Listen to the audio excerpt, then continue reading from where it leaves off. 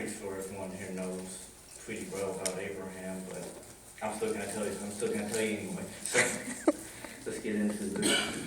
Tonight we're going to consider the promise Jehovah gave to Abraham considering his offspring, regarding his offspring.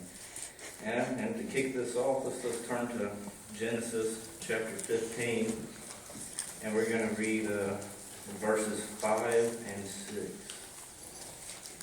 15, 5 and 6.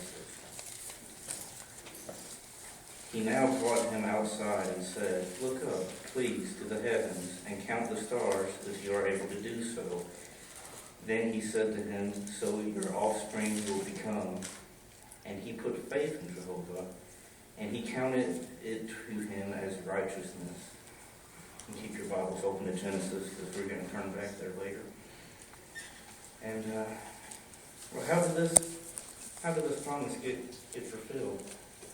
Well, time passed, and Abraham surely told Sarah when he got this. When this was told to him, he surely told Sarah about it, his wife. But Sarah was barren, so she had Hagar, her maidservant, bear a child for Abraham, and Abraham consented. And he was 86 years old when Ishmael was born. But then when Abraham was 99, 3 angels came to him in chapter 18 of Genesis.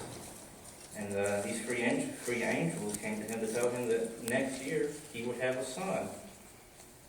And Sarah was listening in the tent, and she didn't believe it, because there it brings out that she was barren.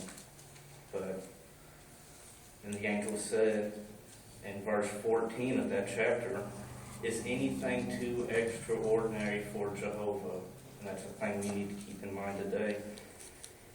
Well, next year, when Abraham was 100 and Sarah was 90, their son Isaac was born. And then 5 years later, a situation came up where Ishmael was mocking Isaac. And well, Sarah didn't like that a whole lot, and she had Abraham tell the maidservant and Ishmael to go their separate ways, sort of. And Abraham was a bit reluctant to do this, because it was his son too. But then Jehovah told Abraham to do it, because Ishmael was his offspring, he would also be a nation. So that kind of gave him some peace about that. And then, getting back to Isaac, when Isaac was 25 years old, Jehovah instructed Abraham to offer him up as a burnt offering. And we're going to turn there to chapter 22. Guess I actually have to change the page of my Bible.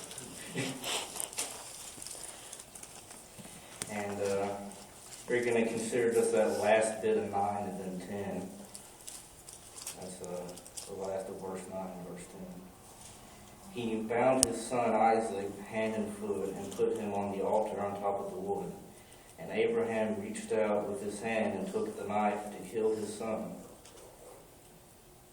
And there, he was pretty sure he was going to have to do this, but he had faith that Jehovah would make everything right afterward.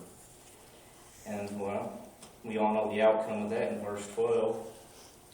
And so we need to ask ourselves today if we could have this faith like Abraham had, this faith and this trust. It's something that we need. Now, moving on. After Sarah had died, Abraham took another wife and had 6 additional sons. And in this way, we can see that Jehovah's promise was fulfilled, just like in Genesis 17, verse 5, the latter part of it. Your name will become Abraham, for I will make you a father of many nations.